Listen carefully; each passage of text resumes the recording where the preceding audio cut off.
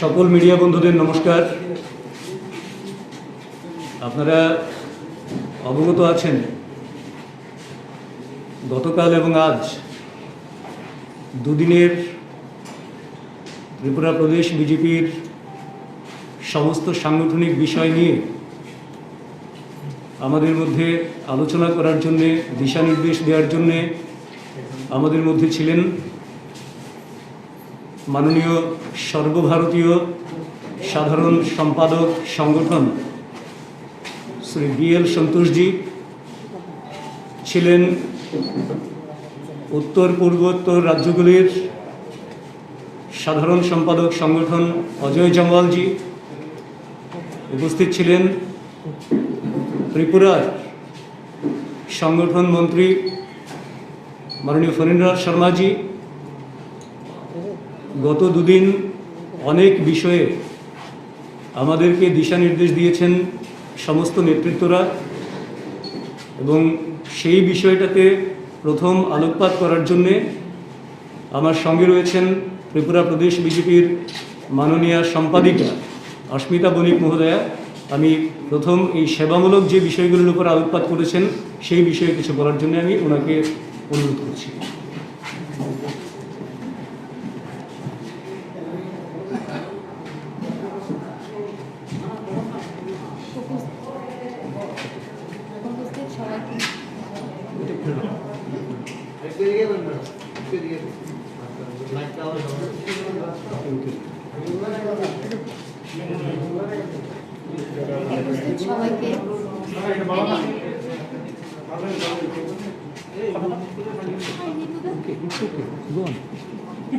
সবাইকে শুভেচ্ছা।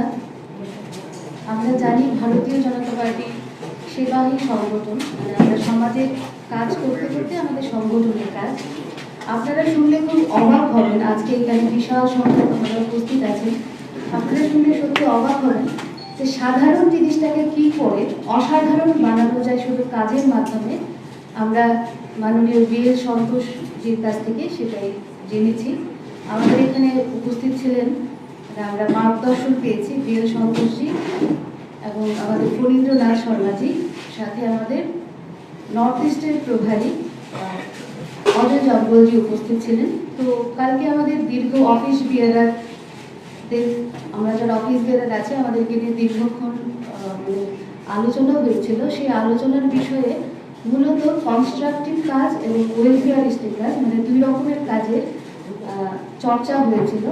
তো প্রথম যে কাজটা সেটা হচ্ছে কনস্ট্রাকটিভ, মানে আমরা যারা সংগঠনে আছি, আমরা প্রত্যেকটা কার্যকর্তা, সেটা বুথ লেভেলের হোক কি রাজ্যের প্রেসিডেন্ট হোক, আমরা জানি ভারতীয় জনতা পার্টি, আপনারা সবাই অবগত আছেন যে প্রেসিডেন্সিয়াল পার্টি, এটা ক্যাডার বেসিস দল, but we are party with difference, মানে আমরা party for people, not for party, only for party man. যে আমরা যেটা আগে দেখেছি যে CPI এবং ক্যাডার বেস পার্টি ছিল, তারা শুধু দলীয়করণ, মানে তারা অ্যাপারথাইড, যদি রংটা লাল হয় তবেই শুধু সুযোগ সুবিধা পাবে সরকারি।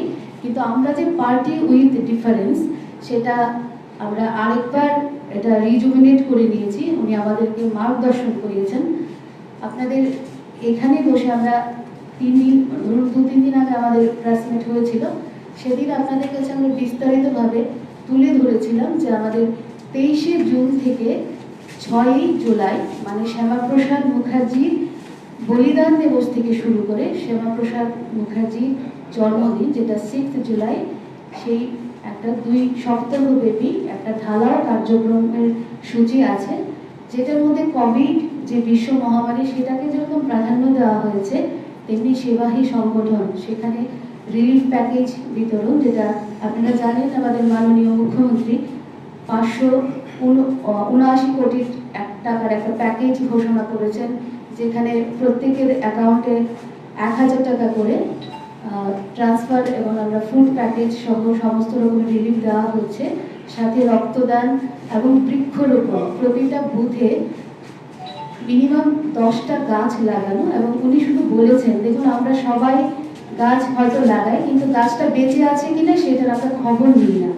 তো বলেছে দায়িত্ব নিয়ে গাছটা লাগানো এবং সেটা প্রতিপালন, মানে সেটা যেন লংজিভিটি পায়, সেটাও আমাদেরকে দেখতে হবে। এই যে ছোট জিনিসটাকে খুব অসাধারণভাবে মানে মমত্ব মায়া দিয়ে গড়ে তোলা, সেবাটা অন্তর থেকে করা। আমরা অনেক সময় হয় যে ইটস জাস্ট ফর টোকেন, আমাদেরকে নির্দেশ দেওয়া হয় বলে আমরা কাজ করি, কিন্তু সব কাজের মধ্যে নিজের আমিত্বটুকু রেখে, মানে কাজটা আমাকে করতে হবে সেবা আমি করবো বলেই করছি, সেই ভাবটুকু রেখে করার জন্য আমাদের দিক নির্দেশ করে গেছেন। এবং আমাদের এই কার্যক্রমগুলো আমরা আমাদের প্রত্যেকের নিজের মন থেকে করব, সেটা বুথ লেভেলের কার্যকর্তা থেকে শুরু করে উপরের দিকে যারা আছেন সেভাবে সবাই যে যার মানে কর্তব্য নিষ্ঠা পালন করবেন, সেই আলোচনাটুকুই হয়েছে। আগে আপনাদের এখন বক্তব্য রাখবেন আমাদের মুখপাত্র শ্রী সুব্রত চক্রবর্তী। আরেকটা বিষয় মানে যেটা মাননীয় বিএল সন্তোষজি, অজয় জঙ্গলজি এবং ফণীন্দ্রনাথ শর্মাজি ওদের উপস্থিতিতে হয়েছে। আপনারা সবাই অবগত আছেন যে প্রশিক্ষণ আমাদের শুরু হচ্ছে। এই প্রশিক্ষণে কারা থাকবেন, রাষ্ট্রীয় স্তরের বিষয়টা এখানে আমি আর বলছি না।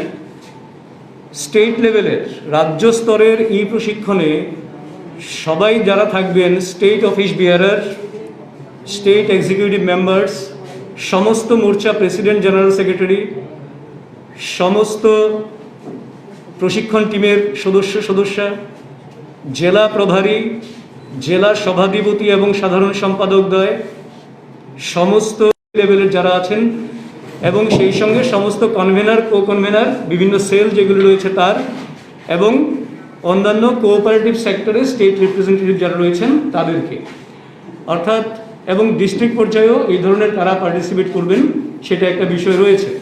আসলে মূল যেটা বিষয় সেটা হচ্ছে সংগঠনকে সর্বোচ্চ মাত্রায় শক্তিশালী করার জন্য এবং সংগঠনের সাথে যুক্ত প্রত্যেক ব্যক্তিকে সংগঠনের ভাবধারা, আদর্শ, সেই সমস্ত বিষয়ে অবহিত করা এবং সেই সমস্ত বিষয়ে অবহিত করে প্রকৃত বিজেপি কার্যকর্তা নির্মাণ, সেটা হচ্ছে আমাদের ধারাবাহিক একটা প্রক্রিয়া যেখানে প্রশিক্ষণ একটা গুরুত্বপূর্ণ ভূমিকা পালন করে।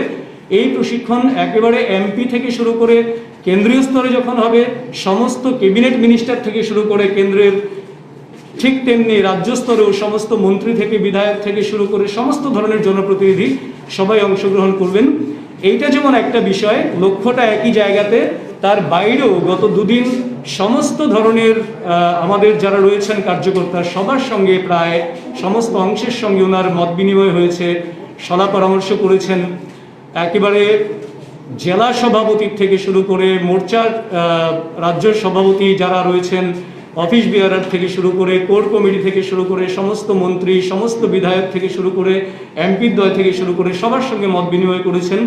এবং সবচেয়ে গুরুত্বপূর্ণ বিষয় যেটা, এখানে তিনি প্রত্যেকটা জায়গায় সংগঠন অলরেডি মজবুত, সেইটা যেমন বারবার আমাদেরকে বলেছেন, ওনাদের কাছে যে খবর রয়েছে, এবং সেই সঙ্গে ন্যূনতম ত্রুটি বিচ্যুতিও যাতে না ঘটে এবং আরও কি করে মজবুত করা যায়, এই মজবুতিকে আরও কি করে সুসংহত করা যায়, সেই বিষয়টাতে উনি গুরুত্ব আরোপ করেছেন।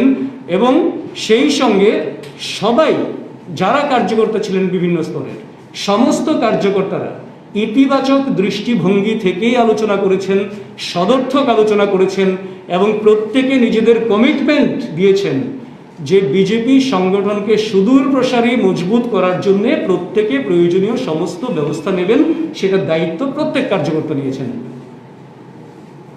তো তার জন্য দুদিনের এই কার্যক্রমের পর আমরা আপনাদেরকে মোটামুটিভাবে যা মূল বিষয় আলোচনা, খুব কনস্ট্রাকটিভ আলোচনা, ইতিবাচক আলোচনা, ওনাদের মার্গদর্শন পেয়েছি, আমরা উজ্জীবিত হয়েছে এবং সংগঠনের ন্যূনতম ত্রুটি বিচ্যুতিও যাতে না ঘটে, সেই কোন কোন দিকে সতর্ক থাকতে হবে ইত্যাদি দিশানির্দেশ রয়েছে।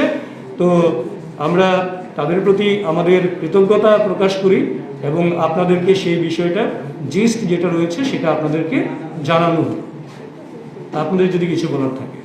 আগরতলা পৌর নিগম সারা 15 পুরো নগর শক্তিগুলি নির্বাচন নিয়ে কথা হয়েছে না, কোনো, এটা পুরোটাই ছিল শুধু সাংগঠনিক বিষয়। এটা তো সংগঠনতে পড়ে না, না, নির্বাচন তো একটা আলাদা বিষয়। নির্বাচন আলাদা হতে পারে, কিন্তু ব্যাপারটা তো সংগঠনের পর্যায়ে পড়ে না না, নির্বাচন যখন আমি সংগঠন ঠিক থাকলে, সংগঠন যখন ঠিক আছে, তো নির্বাচন যে কোনো দিন হোক তাতে কিচ্ছু এসে যায় না।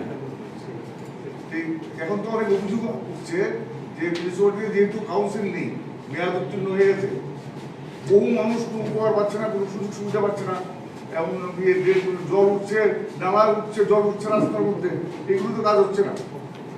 দেখুন, মিউনিসিপ্যালিটিতে একটা কোভিডের কারণে ইলেকশনটা সঠিক সময়ে হয়নি, সেটা আমরা জানি। এবার তার জন্য এটা প্রশাসকের মাধ্যমে এখন চলছে। এবার সুনির্দিষ্ট কোনো অভিযোগ পেলে প্রশাসনের মতন করে দ্রুত ব্যবস্থা গ্রহণ করছেন। কিছু জায়গায় বিরোধী বাড়ির থেকে তো গিয়ে জানালো, বিস্তারিত জানালো কোন কোন জায়গাতে কি কি অবস্থা, কি কি অসুবিধা হচ্ছে, কোন কাজ হয়নি। আমার ধারণা, যদি আপনি খবর নিয়ে দেখুন, আমিও মোটামুটি কিছুটা খবরের ভিত্তিতেই কথাটা বলছি, যে যারা দায়িত্ব নিয়ে কথা বলেছেন, যে জায়গাগুলো অ্যাড্রেস করার কথা বলেছেন, অধিকাংশ ইনিশিয়েটিভ নেওয়া হয়েছে। হ্যাঁ, সংস্কারপন্থী বিধায়কদের নিয়ে কোনো আলোচনা হয়েছে? কারণ তাদের যে কাজকর্ম সেটা তো আপনাদের কর্মীদের মধ্যে একটা অন্যরকম বার্তা দেয়, এতে সংগঠনেও সমস্যা হতে পারে, সেই বিষয়টা নিয়ে কি আলোচনা হয়েছে? আমি একটা কথা সবিনয়ে বলি, গত প্রেস মিটে আমি বলেছিলাম, সংস্কারপন্থী বা অন্য কোনো পন্থী বলে কোনো কিছু বিজেপিতে হয় না, একটাই হয়, বিজেপি অথবা বিজেপি না। এখানে আমাদের মত ডিফারেন্স হতে পারে, মতের অমিল হতে পারে, কিন্তু আলোচনার মাধ্যমে সেটা একটা সঠিক জায়গায় আমরা পৌঁছে যাই এবং তারপর আমাদের এক ধারায় কাজ, সর্বাত্মক কাজ আমরা করতে থাকি। কাজেই সংস্কারপন্থী বলে কোনো বিষয় নেই। আর বিশেষ করে আপনি যে বিষয়টা বলতে চাইছেন, যদি কোনো ডিফারেন্স অফ ওপিনিয়ন থাকতো তাহলে নিশ্চয়ই কালকে সবাই আসতেন না। আমি আবারও বলছি, তার জন্য সবাই বিজেপি একটা সংহত শক্তি, এবং এর শক্তি বৃদ্ধি করা এবং দীর্ঘস্থায়ীভাবে বৃদ্ধি করার জন্য সমস্ত ধরনের নেতৃত্ব থেকে শুরু করে একেবারে সমস্ত কার্যকর্তা সবাই কালকে সহমত পোষণ করেছে। আমার একটা প্রশ্ন ছিল, বলুন। সেটা হচ্ছে এই দলকে শক্তিশালী ঐক্যবদ্ধ মজবুত করা, এটা তো আপনাদের একটা বড় লক্ষ্য। এবারে সকলের জন্য আপনারা বলেছেন, এই জায়গায় এই যারা পুরনো কর্মী ছিলেন, যারা মানে বিজেপির একদম অঙ্কুরুদ্রম অবস্থায় যারা ছিলেন, তাদেরকে মানে দলে আনা বা তারা বঞ্চিত প্রাপ্ত বলে তারা অভিযোগ করছে, এই বিষয়ে আপনাদের কি বলবেন? দেখুন, একটা বিষয় হচ্ছে, প্রচুর সদস্যরা আমাদের দলে রয়েছেন, প্রায় 7 লক্ষের মতন সদস্য ভারতীয় জনতা পার্টি ত্রিপুরা প্রদেশে রয়েছে। এর মধ্যে একটা সময়, এটা ঠিক যে অনেকেই একটা সময় প্রোঅ্যাক্টিভ ছিলেন, অ্যাক্টিভ ছিলেন, এখন একটা অংশ ইনঅ্যাক্টিভ হয়েছে।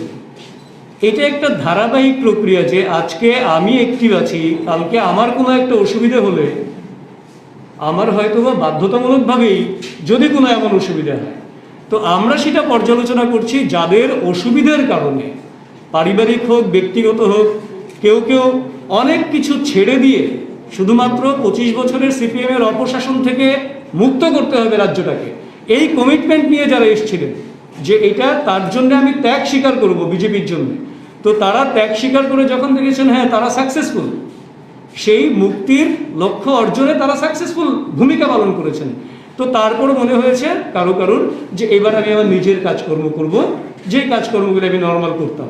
কারণ এটা ছিল একটা চ্যালেঞ্জ তখন কারোর কাছে, আমি বারবার এই শব্দ, অভিযোগ যদি কারোর থাকে, ভারতীয় জনতা পার্টি সবসময় আত্মিক সম্পর্কের ভিত্তিতে কাজ করে। সেটা অফিসে আলোচনা হতে পারে, প্রদেশ অফিস থেকে শুরু করে যার মণ্ডল অফিস পর্যন্ত যে কোনো স্তরে আলোচনা হতে পারে। কারোর কোনো অভিযোগ থাকলে, কিংবা কারোর যদি মনে হয় কোনো একটা ইমোশন, সেন্টিমেন্ট, যে কোনো বিষয় রয়েছে, সেটা আলোচনাক্রমে স্থির হয়ে যাবে, সেটা নিয়ে ভাবনার কোনো বিষয় নেই। কারণ সবাই ভারতীয় জনতা পার্টির কার্যকর্তা হিসেবে যারাই নিজের পরিচয় বহন করে, তারা প্রত্যেকে ভারতীয় জনতা পার্টির জন্য অমূল্য সম্পদ, সেটা আমরা বিশ্বাস করি। তারা টাকা হচ্ছে না বলে বলছে, তাদের টাকা হচ্ছে না, এই কথাটা বলা হচ্ছে, তাদের টাকা হচ্ছে না, আগের মতন প্রাধান্য পাচ্ছে না, সেই জায়গাটায়। দেখুন, আমি জানি না আপনি কাদের কথা বলছেন পার্টিকুলার, তারা বলতে কারা? এর মধ্যে অনেক রাজ্য কমিটির সদস্যদের এমন অভিযোগ আছে। না, আমি বলছি যে মানে পুরনো একদম তৃণমূল স্তর থেকে শুরু করছে। একটা বিষয়ে ঠিক, প্রথমত আমি আবারও বলি, ভারতীয় জনতা পার্টির প্রত্যেক কার্যকর্তা দলের অমূল্য সম্পদ এবং তাদের জন্যে দল সবসময় সচেষ্ট তাদের সঙ্গে যোগাযোগের মাধ্যম তৈরি করা, তাদের খোঁজখবর নেওয়া ইত্যাদি একটা নিরলস প্রক্রিয়া চলে দলের মধ্যে। এবার একটা বিষয় হলো কি, যখন আমাদের একটা সংখ্যা সীমিত ছিল, 2013 থেকে আমি এটার সঙ্গে ওতপ্রোতভাবে জড়িত প্রতিদিনের কাজকর্মে। 13 সালের যে দল ছিল, আজকের দলের ব্যাপ্তি অনেক বেশি, তার মেম্বার স্ট্রেংথ অনেক বেশি, পরিবার অনেক বড় হয়েছে। তো এবার কি হয়, আমাদের তো একটা সময় পরিবারের যেই গঠন, ভারতীয় জনতা পার্টি সেই ধরনের বিষয়। আমরা সারাদিন ছেলে মেয়ে আত্মীয় স্বজন যারাই থাকি, যার যার রাতের বেলা তো অন্তত বাড়িতে ফিরি। তো কাজেই পার্টি অফিস তো রয়েছে, কার্যালয় তো রয়েছে, কার্যালয়ে এলে এবার সব জায়গায় সবাইকে ডাকা হচ্ছে না এরকম কেউ যদি বলেন, আমার ধারণা এদের সংখ্যা ভীষণ কম হবে। যদি কেউ বলেন, আমি বিনয়ের সঙ্গে বলবো, আপনারা তো পার্টি অফিসে আসুন, পার্টি অফিসটা তো আপনাদের, যারা সিনিয়র মোস্ট রয়েছেন, যদি কেউ এমন বলেন আপনাদের হাত ধরেই তো আমরা এসেছি, তো আপনারা আসুন। যদি কোথাও ত্রুটি বিচ্ছুতি হয়, এগুলো নিয়ে কোথাও হয়েছে, আমরা অবশ্যই সেটা। হ্যাঁ, রাজ্যের কিছু কিছু জায়গায় তৃণমূলের পার্টি অফিস গড়ে উঠছে এবং তৃণমূলের গান তৈরি হচ্ছে, স্লোগান তৈরি হচ্ছে আগামী ইলেকশন, বিধানসভা ইলেকশনকে নিয়ে। এমন একটা খবর আছে, কিছু নেতৃত্ব কলকাতায় গিয়ে জয়েন করতে পারে, দেখা করতে পারে তাদের সঙ্গে। এই বিষয়টা কেমন করে দেখছে? দেখুন, একটা বিষয়, কোন দল আসবে কোন দল যাবে সেটা নিয়ে ভারতীয় জনতা পার্টি ত্রিপুরা প্রদেশ একেবারেই চিন্তিত নয়। এখানে আমাদের আপত্তিরও কোনো কারণ নেই, এটা গণতান্ত্রিক দেশ, যে কোনো দল আসতে পারে। আমি গতদিনও বলেছিলাম কথাটা, যে এখানে এনসিপিও এসছিল, এখানে আরজেডি এসছিল, এখানে লোক জনশক্তি পার্টি এসছিল, কিংবা তৃণমূল তার আগে দুবার ভোটের আগে এখানে এসে ব্যর্থ হয়ে গেছে। মানুষ তাদেরকে ফিরিয়ে দিয়েছে খালি হাতে, কারণ তৃণমূল ত্রিপুরা রাজ্যের জনগণ গ্রহণ করেনি। কারণ ত্রিপুরার রাজনৈতিক সচেতন মানুষ বহিরাগত কোনো আঞ্চলিক দলকে গ্রহণ করেনি, এটা ত্রিপুরার ইতিহাস বলে। কাজেই আবার আসবেন, আসতে পারেন, ওনাদের বিষয়। পরের বিষয় যেটা বলছেন, আপনাদের কাছে খবর থাকতে পারে, আমাদের কাছে এমন কোনো খবর নেই যে কোনো নেতৃত্ব সেখানে যাচ্ছেন। হতে পারে সেটা কংগ্রেস থেকে বা অন্য দল থেকে যদি গিয়ে থাকে, যেতে পারেন, সেটা ডিফারেন্ট ইস্যু। আমাদের কি করার আছে, কংগ্রেস থেকে বা অন্য কোনো দল থেকে যদি কেউ অন্য জায়গায় যায় জয়েন করে, সেটা অন্য দলের বিষয়। কিন্তু ভারতীয় জনতা পার্টি থেকে এখন পর্যন্ত এমন কোনো খবরও নেই, এমন কোনো সম্ভাবনা নেই। আজকে আপনাদের স্টেট প্রেসিডেন্ট সাংবাদিকদের সঙ্গে কথা বলতে গিয়ে বলেছেন যে দলের মধ্যে যাদের মতো ভেদাভেদ ছিল তাদের সঙ্গে এটা মিটিয়ে গেছে। কিভাবে মিটলো সেই বিষয়ে একটু বলুন। আমি সেটাই বলছিলাম যে একটা পরিবার যখন বড় হয়, ইমোশন সেন্টিমেন্ট, যেটা নিয়ে উনিও একটু আগে প্রশ্ন করছিলেন, তো সরাসরি কথা বলেছেন, মনের কথা খুলে বলেছেন, বিষয়গুলি যেটা মনে হয়েছে ইয়েস অ্যাড্রেস করা দরকার অ্যাড্রেস হয়েছে। সিম্পল। কারণ যত বার্তালাপ হয় তত সমস্যা কমে। এখন তো বলছিলেন যে প্রশিক্ষণে স্টেট লেভেলের সমস্ত এমপি থেকে যারা বিধায়ক সমস্ত সবাই থাকবে। এখন প্রশ্ন হচ্ছে, যারা এতদিন ছিলেন না দলের বাইরে, মানে বিশেষ করে পার্টি অফিস ছাড়া ছিলেন, তারা কি পাবো তাদেরকে আগামী? আমি বলছি, যারা বিজেপির তাদের এই ক্যাটাগরিতে সবাই জয়েন করবে। সিম্পল। আমার একটা প্রশ্ন, মিস্টার বিএস সন্তোষ, মানে একজন সিনিয়র লিডার এবং topmost leader of BJP party, উনি কেন এসেছেন এবার? ও এটা ওনার রুটিন। ইয়েস, বলুন। আর 2 নম্বর হচ্ছে, কারণ উনি তো এবার প্রথম গেলেন আগরতলা। হ্যাঁ, আর 2 নম্বর হচ্ছে মন্ত্রিসভাকে সম্প্রসারণ হবে। বলছি, প্রথম বিষয়ে আবারও বলি, উনি আমাদের সর্বভারতীয় সংগঠন সাধারণ সম্পাদক, এবং এটা ওনার রুটিন টোর, যে প্রত্যেকটা রাজ্যেই তিনি যাবেন, সাংগঠনিক বিষয় নিয়ে কথা বলবেন। এবং কোভিডের কারণে এটা এতদিন ডিলে হয়েছে, নয়তো তার আগেই তিনি আসতেন। বিভিন্ন রাজ্যে তিনি গেছেনও, এবং এখান থেকেও পরবর্তী অন্য কোনো না কোনো রাজ্যে যাবেন। এটা সংগঠন মহামন্ত্রী হিসেবে এটা একটা রুটিন জব, আর কিছু না। কিন্তু 37 মাস পরে দ্বিতীয় বিষয় হলো, না কি 37 মাস, আপনি ভুল করছেন। উনি তো নিজেই বললেন যে আমি প্রথম এসেছি আগরতলায়। প্রথম এসছেন, তার আগে তো রামলালজি ছিলেন এই দায়িত্ব। তো রামলালজির পর উনি দায়িত্ব নিয়েছেন কবে? 37 মাস থেকে হবে? আমাদের ভারতীয় জনতা পার্টির সংগঠনের মোটামুটি 3 বছর পর পর আমাদের ইলেকশন হচ্ছে, আচ্ছা, তাহলে 37 মাস থেকে হবে? তো তার জন্যই আমি বলছি। আর দ্বিতীয় প্রশ্ন যেটা করলেন আপনি, মন্ত্রিসভা সম্প্রসারণ হওয়া না হওয়া ইত্যাদি বিষয়ে এখানে আলোচনার কোনো জায়গাই নয়, এটা সম্পূর্ণ সাংগঠনিক। হ্যাঁ, বলুন। বলছিলাম 2018 নির্বাচনের আগে আপনাদের পৃষ্ঠপ্রমুখদের একটা বড় ভূমিকা ছিল তৃণমূল স্তরে। 18 নির্বাচনের পরে এই পৃষ্ঠপ্রমুখদের জন্য কি মানে তারা অনেকটা বঞ্চিত, তারা আমাদের কাছে অনেক সময় ফোন করে বলে তাদের কোনো খোঁজ খবর নেওয়া হচ্ছে না এবং তারা আর্থিকভাবে অনেকটা সংগঠনে আর এই কন্ট্রোলে চলছে। তাহলে সামনে আবার নির্বাচন আসছে, তো এই তৃণমূল স্তরে পৃষ্ঠপ্রমুখদের নিয়ে আপনার দল কি ভাবছে? আমি আবারও বলি, সব স্তরের অংশের মানুষকে নিয়ে ভাবনা রয়েছে। এবার পৃষ্ঠাপ্রমুখের সংখ্যা আমাদের 40,000-এর উপর ছিল, ঠিক আছে, আমি যদি ভুল না করে থাকি। তাহলে 40,000 মানুষের সঙ্গে নিয়মিত স্টেট অফিস থেকে যোগাযোগ করা এটার কঠিন কাজ।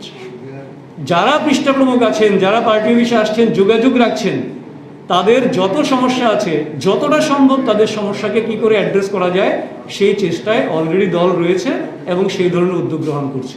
আমি আহ্বান করব সবাইকে দলের সঙ্গে যোগাযোগ রেখে তাদের কি কি বিষয় আছে সেগুলো নিয়ে কথাবার্তা বলা। দল যতটা সম্ভব তার অ্যাড্রেস করবে, প্রপার অ্যাড্রেস করবে।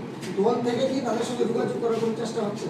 দল থেকে এটা বুথ স্তর, মণ্ডল স্তরে হতে পারে, এটা স্টেট থেকে তো আর 40,000-এর সঙ্গে যোগাযোগ করা সম্ভব নয়, যদি না জানা যায় যে কে কোথায় কি সমস্যায় আছে। সেটা জানা থাকলে অ্যাড্রেস করা হচ্ছে, ইটস এ নর্মাল প্রসেস। আমার একটা প্রশ্ন আছে। বলুন। আজকে কমলপুরের মন্ডল সভাপতিকে মামলা করেছে ত্রিপুরা। এটা আজকে ওটা এর আগেও হয়েছে, কিন্তু মানে বিষয়টা কেমন যে রুলিং পার্টির একজন মন্ডল সভাপতিকে আরেকটা পলিটিক্যাল পার্টি তারা চেঞ্জ করে, তো উনি বলেছেন যে আমাকে আসলে টিএসআর আপনার নাম কাজ করা মারবে। বিষয়টা কীভাবে দেখছে, কি কেন হচ্ছে? এখানে আমি ক্রিয়েট করছি দেশে নির্বাচনের পর থেকে বাংলাদেশের জনজাতিকে কি অবস্থা, জনজাতি সংগঠন কি অবস্থা রয়েছে? ঠিক আছে, একটা বিষয় হচ্ছে ওইটা খবর আমার সঙ্গে যোগাযোগ হয়েছে ব্যক্তিগতভাবে। আমি মন্ডল প্রেসিডেন্টের সঙ্গেও কথা বলেছি। তো প্রথমত ঈশ্বরের কৃপা যে উনি সুস্থ আছেন, ভালো আছেন। ওনার গাড়ি ভাঙচুর করেছে, একটা নতুন বাজার থেকে ওনার পেছনে ধাওয়া করছিল, উনি টিএসআর ক্যাম্পে আশ্রয় নিয়েছেন, সেটা সঠিক একেবারেই। তো তারপরে ইনসিডেন্ট আরও একটা করবুকের দিকেও একটা ইনসিডেন্ট হয়েছে বলে খবর, এখনও ডিটেলস আমি পাইনি। হ্যাঁ, তো এবার প্রথমত এইটা খতিয়ে দেখা হচ্ছে যে এর পিছনে কারা রয়েছে। কারণ যতক্ষণ পর্যন্ত আপনি যেটা বললেন তিপ্রামথা, সেটা আপনারা বলতে পারবেন যদি অথেন্টিক সোর্স থেকে থাকে যে এটা তিপ্রামথাই করেছে, কিন্তু যারাই করেছে অলরেডি গোমতী জেলা সভাপতিকেও আমি বলেছি, অ্যাডমিনিস্ট্রেটিভ দিক থেকে যেই লেভেলে যত পদক্ষেপ নেওয়ার দল সর্বোচ্চ জায়গায় তার জন্য চেষ্টা করছে, যাতে করে এই ধরনের একটা অসুস্থ পরিবেশ তৈরি করা, শান্তি সম্প্রীতির পরিবেশকে বিঘ্নিত করা এবং জনমনে একটা ভয়ের বার্তা তৈরি করা, এইটা যারা করছেন, উন্নয়নে যারা বাধা দেওয়ার চেষ্টা করছেন, তাদেরকে প্রশাসনের দিক থেকে, পুলিশ প্রশাসনের দিক থেকে আইডেন্টিফাই করে যথোপযুক্ত শাস্তির জন্য সমস্ত উদ্যোগ গ্রহণ করা হচ্ছে। আর ওনারা একটা প্রশ্ন ছিল, দেখুন এটা তার আগেও বহুবার চর্চিত। যদি পার্টিকুলার ভারতীয় জনতা পার্টির অবস্থা বলেন, রেজাল্টের নিরিখে পাহাড়ে আমাদের শক্তি যথেষ্ট মাত্রায় সংহত, শক্তিশালী।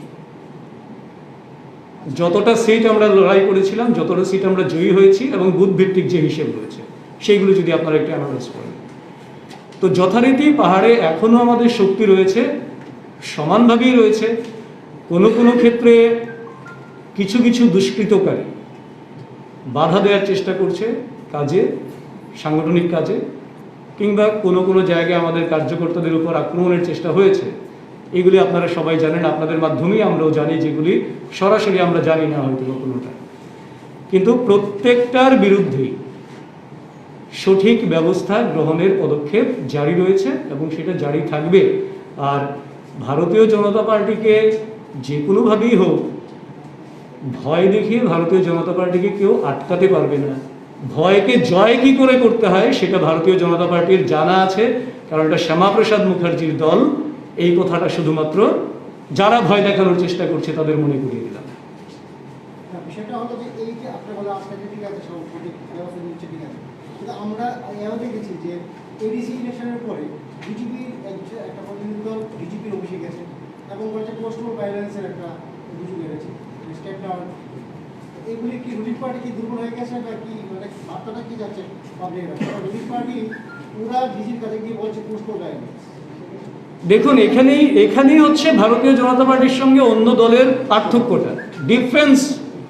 এই পার্টি উইথ ডিফারেন্স কথাটা আমরা কেন বলি? যদি এটা সিপিএম হতো, যে সিপিএম রাজ্যে ক্ষমতায় আছে আর পাহাড়ে অন্য কোনো দল ক্ষমতায় এসছে, তাহলে যারা পাহাড়ে অশান্তি তৈরি করছে বা সিপিএম এর কাউকে মারছে, তাহলে সিপিএম ক্যাডার দিয়ে তাদের বিরুদ্ধে ব্যবস্থা নিত। আমরা সেই পথে যাব না। আমরা প্রশাসনের উপর নির্ভর করব। প্রশাসনকে আমরা বারবার, যতক্ষণ পর্যন্ত ব্যবস্থা নেওয়া না হয় ততক্ষণ প্রশাসনকে দিয়েই আমরা কাজটা করাবো। This is the party with difference. এটাই ট্রান্সপারেন্ট গভর্নমেন্ট। এখানে মাসেল পাওয়ারের কোনো জায়গা নেই, ভয় দেখানোর কোনো জায়গা নেই। ট্রান্সপারেন্ট গভর্নমেন্ট এইভাবেই কাজ করে এবং করবে, এবং ভারতীয় জনতা পার্টি এই জন্যই অন্য যে কোনো রাজনৈতিক দল থেকে আলাদা সত্তার দল। একটা প্রশ্ন ছিল, বলুন। আপনি একটু মানে বলেছেন, একটু স্পেসিফিক আনসার চাইছিলাম। সাংগঠনিক যে আলোচনা হয়েছে, আপনাদের এই সংগঠনের কিছু জনপ্রতিনিধি, বিধায়ক সম্প্রতি রাজ্যের মুখ্যমন্ত্রীর বিরুদ্ধে কথা বলেছেন এবং তিনি ওই সংগঠনেরই সদস্য। এই বিষয়গুলো নিয়ে স্পেসিফিক্যালি কিছু কথা হয়েছে, যারা এইভাবে সরাসরি মুখ খুলেছেন তাদের বিরুদ্ধে কোনো ব্যবস্থা বা তাদেরকে সতর্কবার্তা বা তাদেরকে ছেড়ে দেওয়া বা তাদের মনের কথা বলেছেন বলে আপনারা খুশি হয়েছেন, এ ধরনের কিছু আলোচনা এসেছে সামনে? দেখুন, একটা বিষয় হচ্ছে যে আমি তো বারবারই একটা কথা বলি, কোনো কোনো সময় আমাদের হয়তোবা সব কিছু সঠিকভাবে মাথায় কাজ করে না। অর্থাৎ আমারও মনে হতে পারে যে 50টা বিষয় ভালো হচ্ছে না, তাহলে আমার জায়গাটা কি? আমার জায়গাটা, আমার ফোরাম রয়েছে, ফোরামে আমি কথা বলব। এটাই ডিসিপ্লিন, এটাই ভারতীয় জনতা পার্টি। কিন্তু তার বাইরে কেউ যদি গিয়ে থাকেন, তাহলে সেটা প্রথমত আমি বলতেই পারি যে ওনাদের ব্যক্তিগত বিষয় আমি বলবো না। আমি বলবো হয়তো বা কেউ এই জায়গাটাতে একটু আধটু ভুল করেছেন, তো ভুল শুধরে নেবেন সবাই, কারণ ভুল হতেই পারে। ভুল শুধরানোর প্রচুর জায়গা আছে, এক পরিবারের মানুষ, কোনো অসুবিধা নেই। ভুল আমারও হতে পারে, শুধরে নেব। দলের আইন শৃঙ্খলা, দলের যে অনুশাসন রয়েছে, সেগুলি মেনেই তো আমাদের চলতে হবে। সুব্রতবাবু, আপনি যেটা বললেন শুধরে নেওয়ার, সেটা আপনার নিজস্ব মন্তব্য আপনি বললেন, আমরা নিলাম আপনার বক্তব্য। কিন্তু প্রশ্ন হচ্ছে সংগঠন ওদেরকে কি বলেছে, মানে এটা কি বলেছে যে ঠিক আছে এটা শুধরে নেবেন বা এই ধরনের, মানে সাংগঠনিক আলোচনায় কি চলবে, মানে উঠে এসে এটা নিশ্চিত কথা হয়েছে না এই বিষয়ে? আমি দেখুন, আমি একটা কথা বলি যে এটা সাংগঠনিক আলোচনা হয়েছে, তো সাংগঠনিক আলোচনায় পার্টিকুলার কোন শব্দটা বলেছেন, কি বলেছেন, nobody is entitled to say. Take it very clearly. আমি শুধু জিসটা বলতে পারি আপনাদের, কারণ উনি সংগঠন মহামন্ত্রী, উনি ইন্ডিভিজুয়ালি কথা বলেছেন অনেকের সঙ্গে। আপনারা সেটা জানেন, কালকে আপনারা কভার করছিলেন অনেকে। ব্যক্তিগতভাবে কারোর সঙ্গে কথা বলেছেন, কোথাও দুজনের সঙ্গে একসঙ্গে বসে, কোথাও তিনজনের সঙ্গে একসঙ্গে বসে, আবার সবার সঙ্গে একসঙ্গে বসে। তাহলে বুঝতেই পারছেন এর থেকে পরিষ্কার যে যাদের সঙ্গে কথা বলেছেন ওনারা স্যাটিসফাইড। তার মানে যদি কিছু হয়ে থাকে এরকম, কারোর যদি ভুল হয়ে থাকে শুধরে নেবেন, অবশ্যই সেটা আমরা আশা করতে পারি। বাকি কি কথা হয়েছে সেটা তো আমি ছিলাম না, কিন্তু এবং আমাদের সেই জায়গা পর্যন্ত আমরা বলতেও চাই না। 1 to 1 যখন কথা হয়, এটা আপনি কি করে প্রেডিক্ট করছেন তারা দলের কাজ করবেন না? এখন আমি তো মানে কালকে যেহেতু সবাই একমত হয়েছেন যে দলটাকে শক্তিশালী করা, আরও দীর্ঘস্থায়ীভাবে যাতে ত্রিপুরায় ভারতীয় জনতা পার্টি মানুষের কাজ করতে পারে, তার জন্যে ওনারা সক্রিয় থাকবেন, এই ধরনের যেখানে পজিটিভ বার্তা দিয়েছেন, তাহলে ওরা যদি কাজ না করে এই প্রেডিকশনের বোধহয় উত্তর দেওয়াটা এই মুহূর্তে সঠিক না। আমরা আশাবাদী ওনারা কাজ করবেন এবং খুব ইতিবাচক কথা হয়েছে, ইতিবাচক দৃষ্টিভঙ্গি নিয়েই গেছেন, ইতিবাচক কাজই করবেন সংগঠনকে মজবুত করার জন্য। হ্যাঁ বলুন। বলছি আপনারা পশ্চিমবঙ্গে আপনাদের কর্মীদের উপর, বিজেপি কর্মীদের উপর সন্ত্রাস হচ্ছে, বিরোধীরা অভিযোগ করছে, অভিযোগ করছে যে আপনারা আপনাদের জন্য তাদের পার্টি অফিস যেটা সকালে খুলছে বিকালে আপনাদের লোক গিয়ে বন্ধ করে দিচ্ছে, এই অভিযোগটা কি করে? ওনারা কখন কি বলেন, আজকে যা বললো 7 দিন পর আপনারা দেখে নেবেন তার সারবত্তা কি আছে, আপনারা নিজেরাই কনফিউজড হয়ে যাবেন। ওনারাই বলছিলেন সাংবাদিক সম্মেলন করে ত্রিপুরায় একটা পার্টি অফিস খোলা যাচ্ছে না, আবার ওনারাই বলছেন এখন যে আমরা পার্টি অফিস সব খুলে দিয়েছি, আবার বলছেন আমাদের পার্টি অফিস বন্ধ করে দিচ্ছে এসে। এইটা যেমন একটা কনফিউশন। ওনারাই বলছেন যে ত্রিপুরার 60টা মণ্ডলে এতটা জায়গায় আমরা আজকে আন্দোলন সংগঠিত করেছি, ওনারাই বলছেন আবার যে ত্রিপুরায় বিরোধীদের কোনো আন্দোলন করতে দেওয়া হয় না। হোয়াট ডাজ ইট মিন?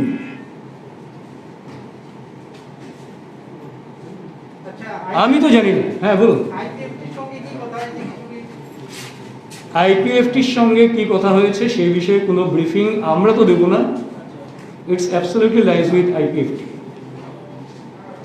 ঠিক আছে। পাহাড়ে এডিসি ফুটেজের যে বিপর্যয়, তাদের ফলাফলের বিপর্যয় একটা